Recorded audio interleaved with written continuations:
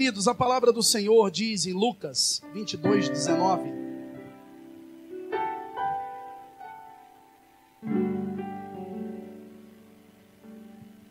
Lucas 22, 19. Diz assim: e tomando o pão, e havendo dado graças, o partiu e deu-lhe, dizendo: este é o meu corpo, que é dado por vós. Fazei isto em... Repita, fazer isso em memória de mim. O Senhor não deixa aqui para nós nenhuma orientação de faça isso toda vez que o fizeres, faça com a roupa tal. Toda vez que o fizeres, faça num domingo. Toda vez que o fizeres, traga uma oferta.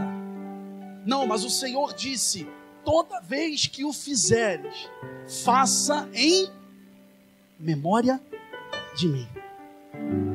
Então nós precisamos nessa noite recuperar a nossa memória perdida ao longo do caminho, para entender o verdadeiro sentido da ceia, porque o único ou a única exigência da ceia é participar, fazer em memória dele. Nós precisamos discernir isso nessa noite.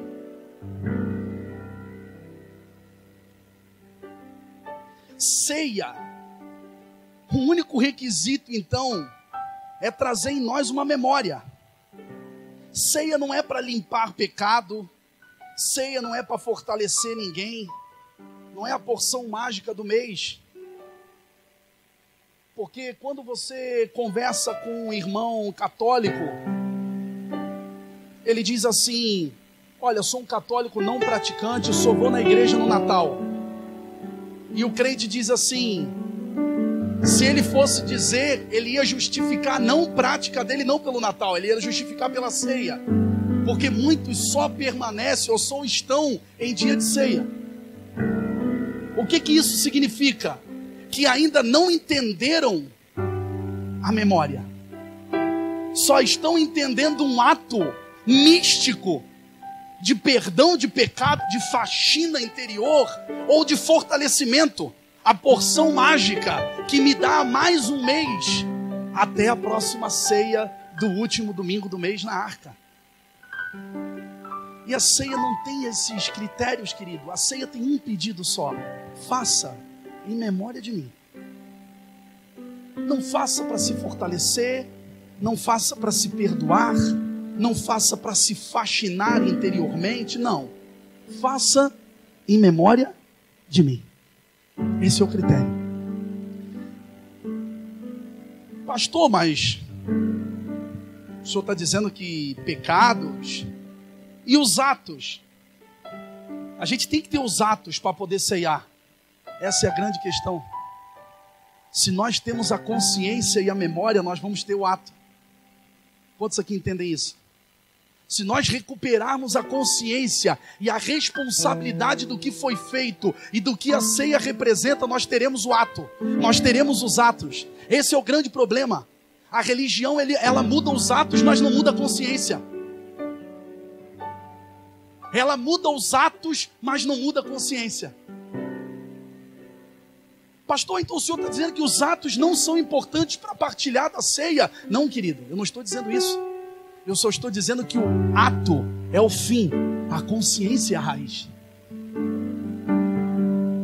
Porque mesmo com atos, você pode ser um robô da religião, que vem aqui comer sem entender do que está participando. E é o mais santo diante de todos, ao ponto que o mais pecador, que pecou antes de vir para o culto, ele está dizendo assim: Senhor, não quero mais ser assim, me ajuda. Então não importa ter atos, o que importa é ter consciência. É o que ele pede: fazer isso em memória de mim. Mas consciência não importa. A religião não está preocupada com a consciência. A religião está preocupada com atos. Em formar todos iguais, com a mesma roupa, com o mesmo modo de falar, com a mesma forma de se expressar. E a consciência? Não, a consciência não precisa me contar.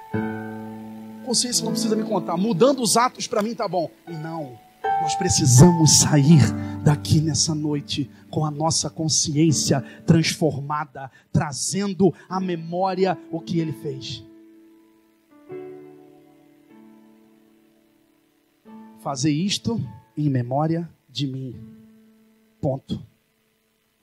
Mas até isso, com o passar do tempo, a igreja conseguiu mistificar ou usar a ceia como ferramenta de manipulação. Quem não dizima não ceia, quem peca não ceia.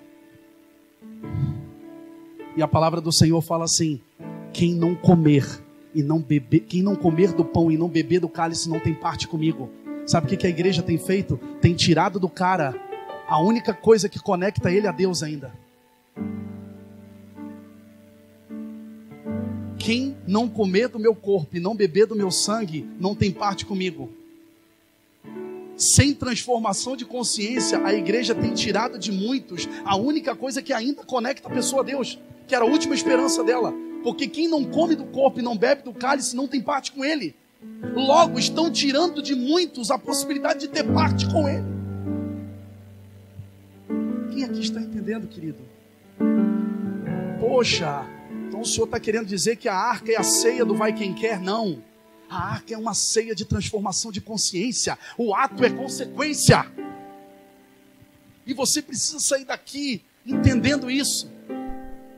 Fixado nessa verdade.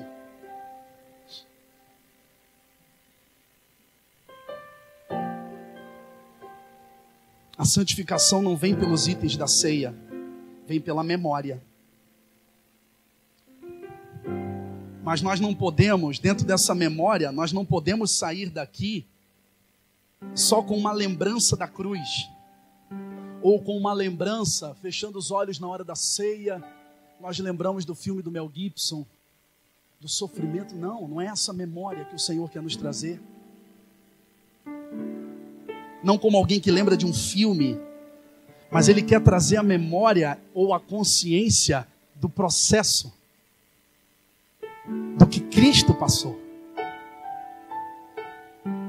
Não é a memória da figura da cruz como um amuleto místico, não. Mas é a memória do processo, da via dolorosa, do processo que Cristo passou.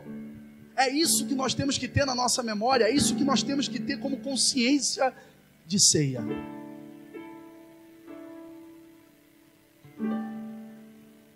O processo da cruz, querido, e agora nós vamos falar dele, melhor dizendo. O processo da cruz começa num lugar chamado Getsemane.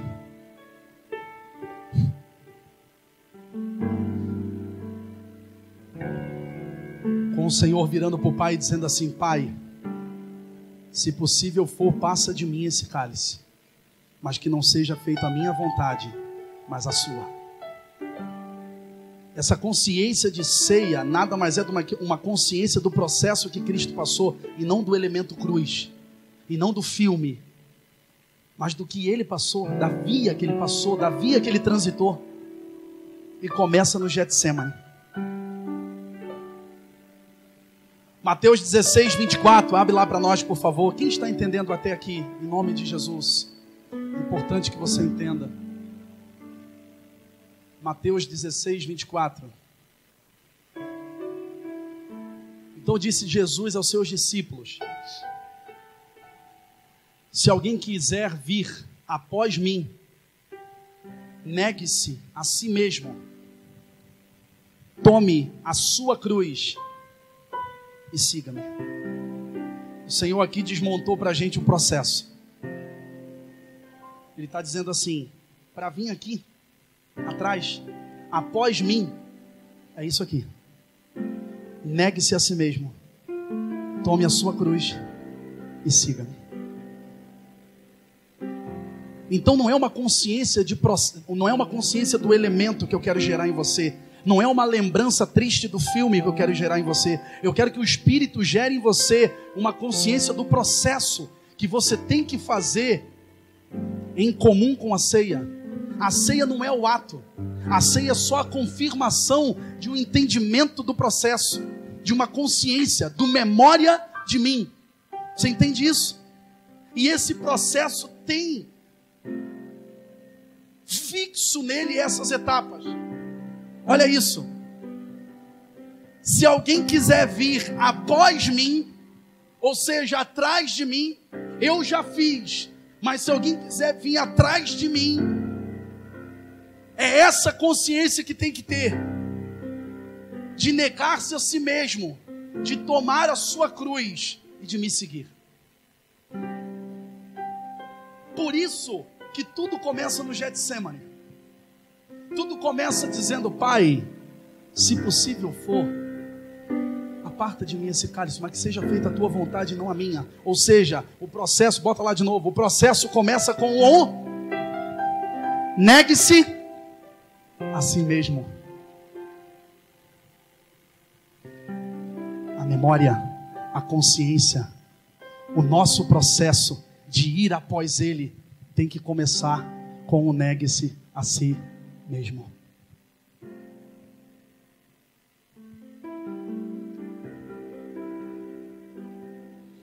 O negar-se a si mesmo, olha isso, o negar-se a si mesmo é a chave para nos preparar para as próximas etapas. Todos os processos seguintes de tomar a cruz e de seguir serão extremamente doloridos se nós não tivermos começado o nosso processo com o negar-se a si mesmo. Se nós escolhermos não negar a gente mesmo, todo o restante que teremos que passar será extremamente dolorido. O tomar a cruz e o seguir vai ser extremamente dolorido. Por quê? Porque o meu eu está vivo, está aflorado, a minha vontade está mais viva e forte do que nunca. Logo, todas as situações dentro do tome a sua cruz e dentro do siga-me que Ele me colocar, vai ser extremamente dolorido, porque eu já comecei errado. Eu comecei não negando a mim mesmo.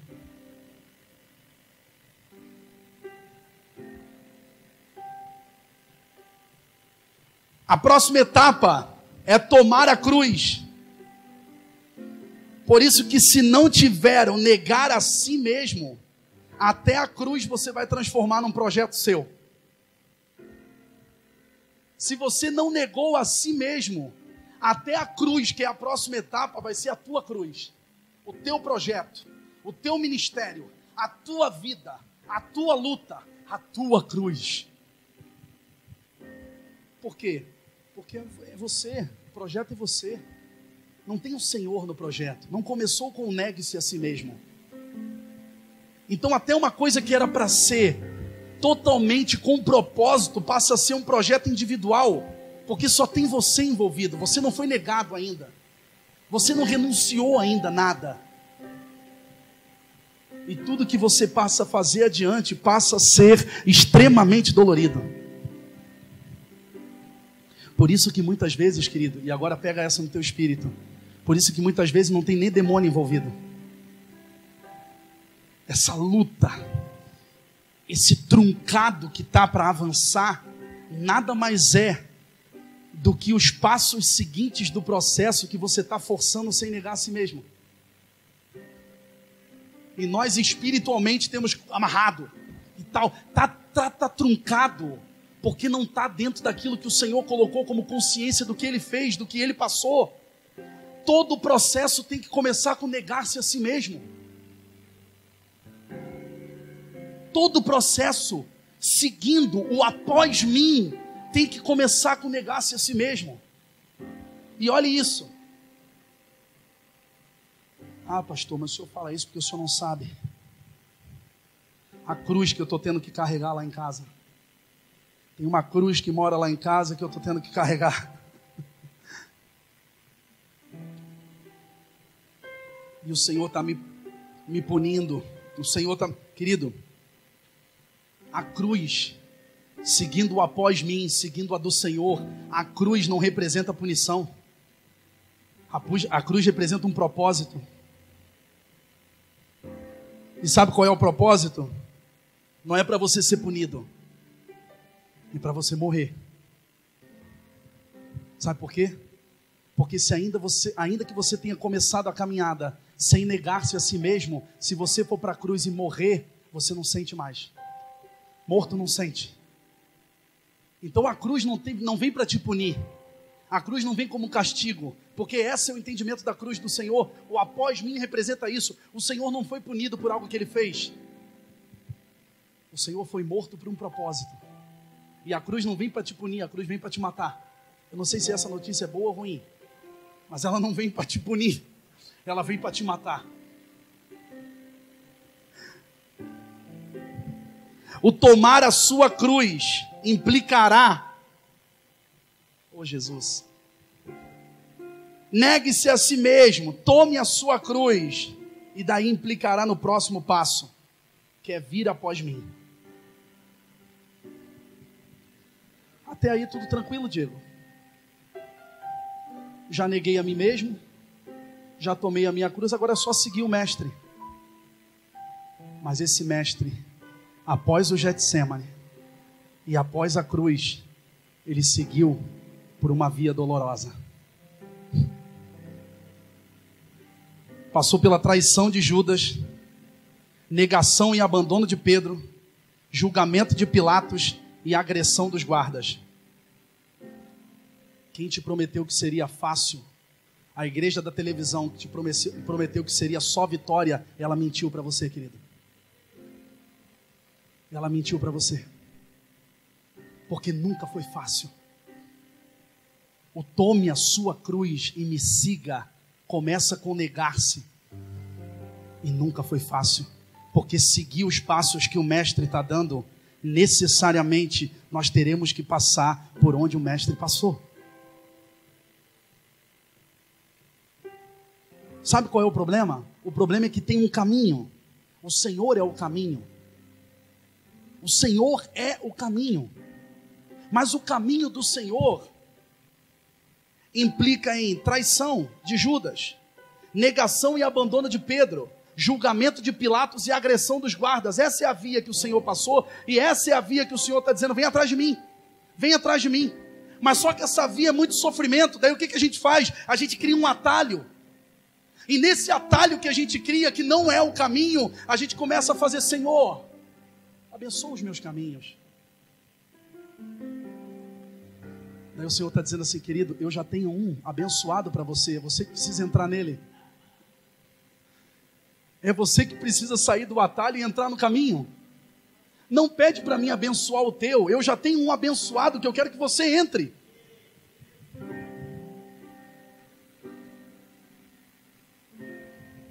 E tudo após a cruz, após o seguir o mestre, tudo terá propósito se eu tiver começado com o quê? Com o quê? Com o negar-se a si mesmo.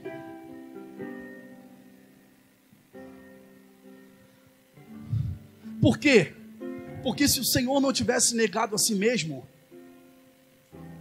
Ele teria visto, em vez de Judas, ou melhor, em vez de traição, negação e abandono de Pedro, julgamento de Pilatos, agressão dos guardas que ele passou nisso aqui, ele não viu pessoas. Ele não viu pessoas, ele viu propósito. Ele não viu pessoas. Você não vê o Senhor ressuscitando. Cadê Judas? Agora eu vou matar aquele demônio. Você não vê o Senhor querendo fazer justiça, porque quem nega a si mesmo não vê pessoas, vê propósito. Não vê pessoas. Ele fala: Pedro me negou 3 vezes. Pedro me negou 3 vezes. Agora ele vai comer o pão que o diabo amassou. Não, ele ressuscitou. E ele falou: cadê Pedro? Ele foi na praia buscar o cara, meu irmão. Porque quem nega a si mesmo não vê pessoas, vê propósito. Você está criando inimigos na sua caminhada porque você não se negou a si mesmo. Porque se você se negar, você não vai ver inimigos, você vai ver propósito. Todo processo que não começa com o negar-se a si mesmo, fica extremamente truncado. Fica extremamente truncado.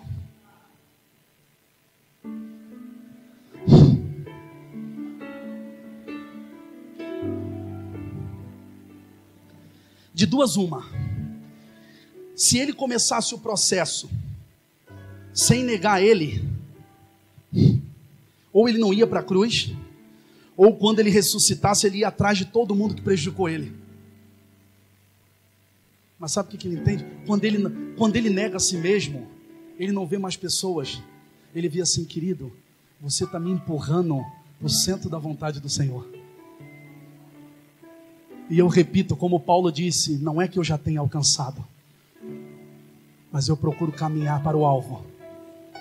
Eu procuro entender e viver isso, querido. Mas que dá vontade de matar uns 3 por semana, dá. Mas quem nega a si mesmo, não vê pessoas, vê propósito. Vê propósito.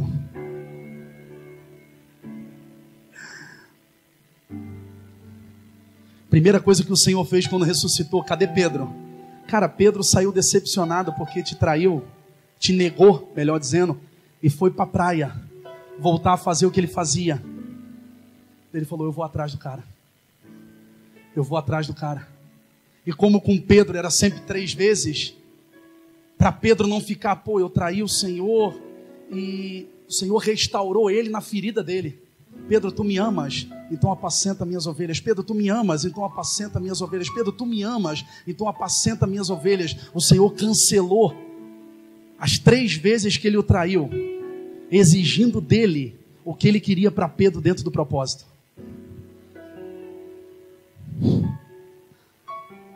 Vamos lá. Pega o pão, pega a ceia. Encheu a vidinha do Super Mario. E já aguenta mais um mês.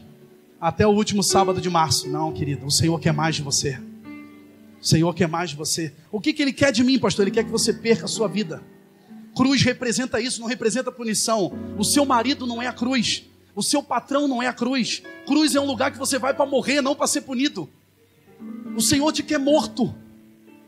Porque quando você morrer, toca, não sente mais. Morto só obedece uma coisa. Sabe o que o morto obedece? A voz do mestre. Lázaro, vem para fora, tira a pedra e vem. Morto só obedece a voz do mestre. Morto não sente mais dor. Então o Senhor quer te matar na cruz. A consciência do memória que Ele quer é te crucificar nesse madeiro nessa noite.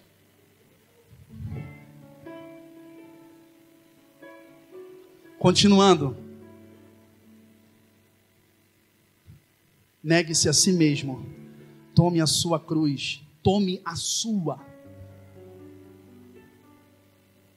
Negue-se a si, tome a sua. Ou seja, você toma a sua, você a sua, eu a minha.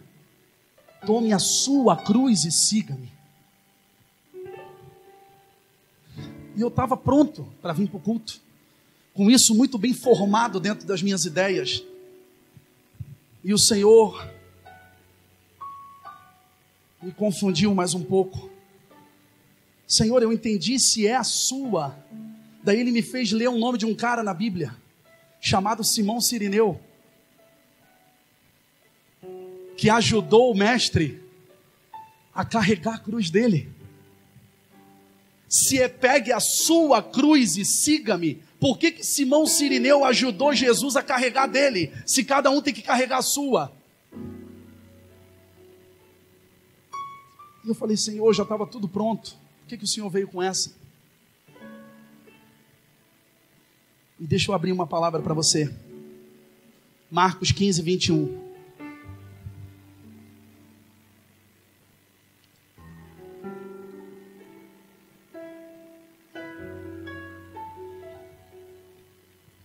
E obrigaram certo Simão Cirineu, pai de Alexandre e de Rufo, que por ali passava, vindo do campo, a carregar-lhe o quê? Ele carregou uma cruz que não era dele, indo contra o que o Senhor falou, que aquele que quiser vir após mim, pegue a sua cruz e siga-me. E olha o que diz a palavra do Senhor em Romanos 16, 13. Paulo dizendo: saudai a Rufo, eleito no Senhor, e a sua mãe e minha.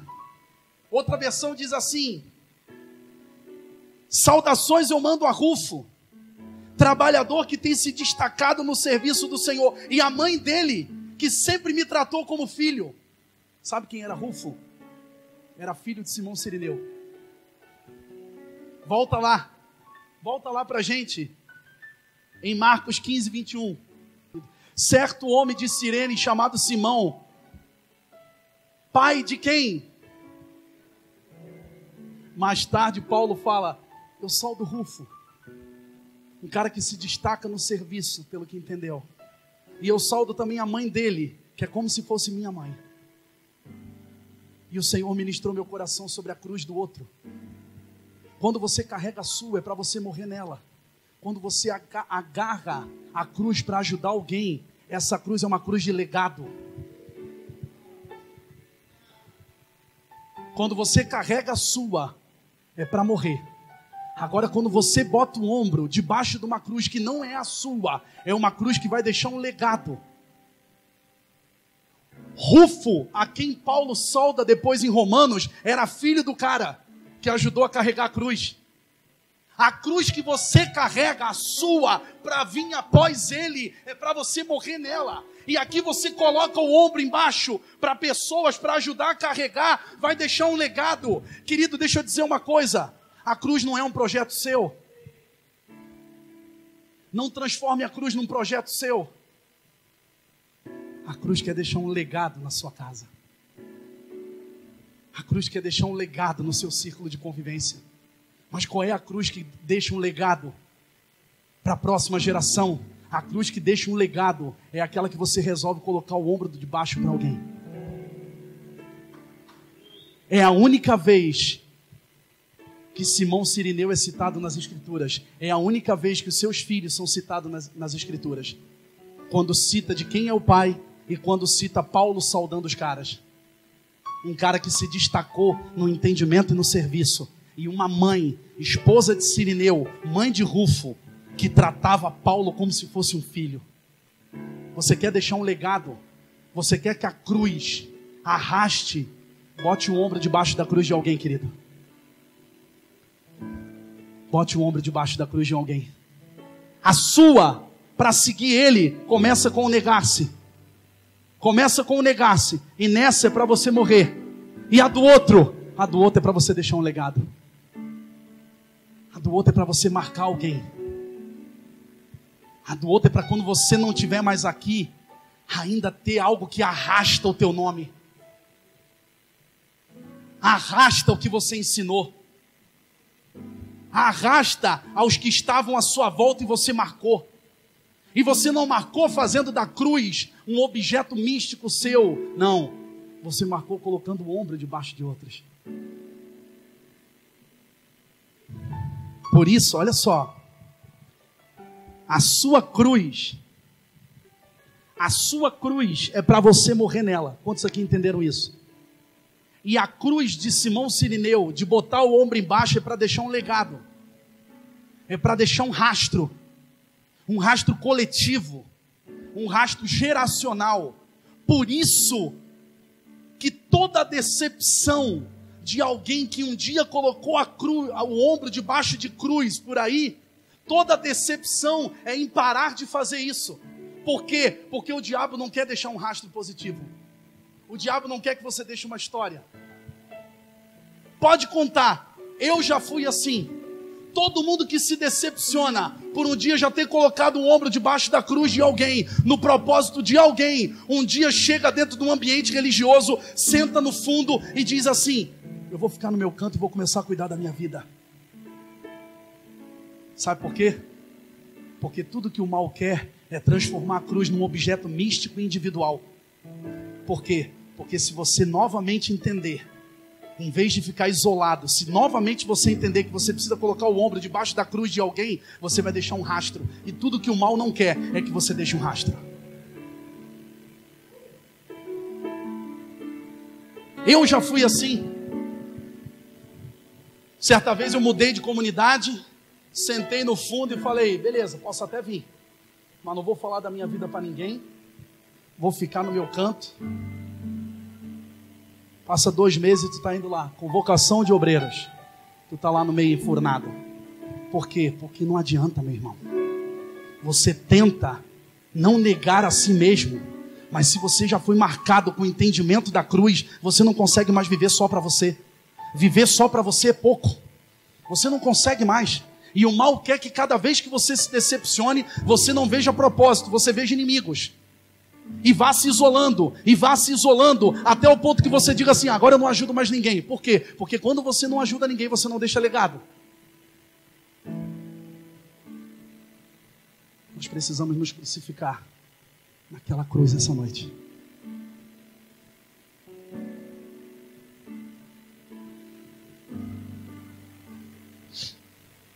Por isso que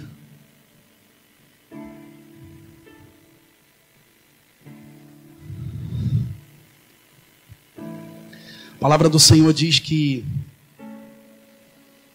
1 Coríntios 12 diz assim, ora, vós sois o corpo de Cristo. E individualmente vocês são os membros. Nós somos os membros. E coletivamente nós somos o corpo de Cristo.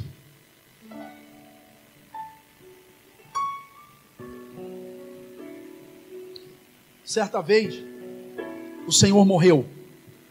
O fim dessa história é isso. O Senhor morrendo. O Senhor morreu e foi crucificado.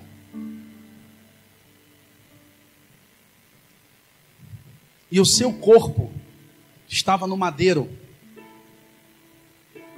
O seu corpo estava no madeiro.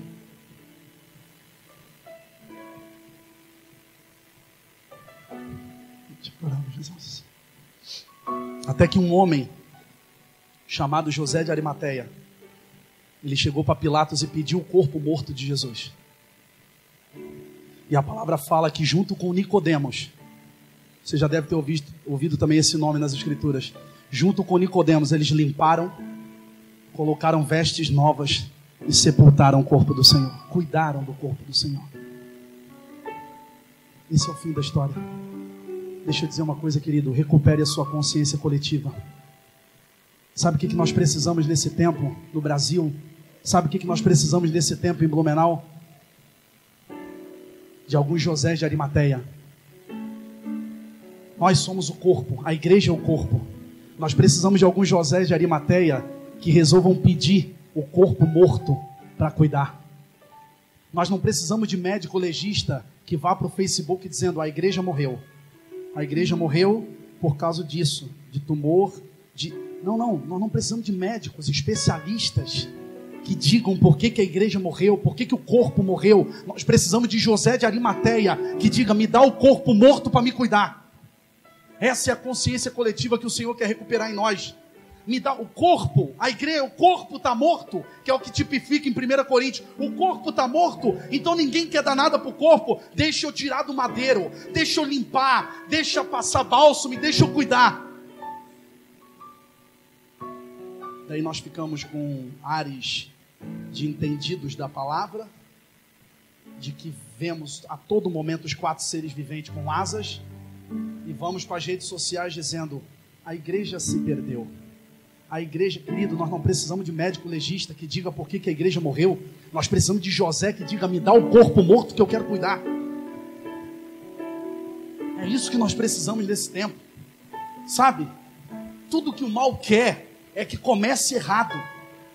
Porque começando sem o negar-se a si mesmo, a cruz vai virar sua. O seu amuleto. Ou senão você vai transformar ela no teu marido, no teu filho, no teu patrão, sem entendimento nenhum. E durante esse processo, você vai se encrespando com todo mundo. Você volta depois de ressuscitado para matar Judas, você volta para fazer justiça com Pedro que te negou. Por quê? Porque você quer terminar a história sempre tendo razão. Por quê?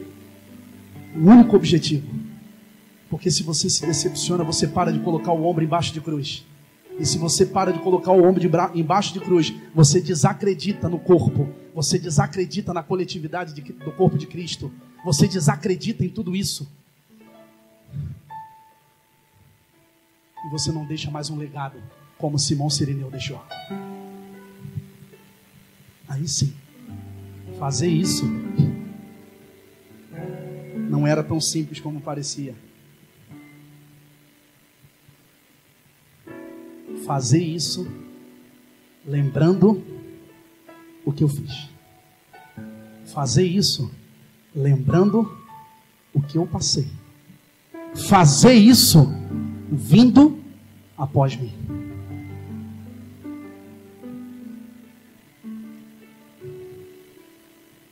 Nós somos a noiva do Cordeiro. Deixa eu dizer uma coisa para você. Só dê um passo de consciência nessa noite se você ter consciência de noiva e que quer ir para as bodas, que quer casar com o Cordeiro. Se você tem aqueles interesses de namoro, que você pergunta, e aí cara, quanto tempo está namorando? Não, nós estamos com 38, namoramos desde os 15, começamos a namorar no colégio. Não casaram ainda? Não casamos, não é esse. O Senhor quer que você cele um compromisso de consciência com Ele nessa noite. Fazer isso toda vez que dizimares. Não.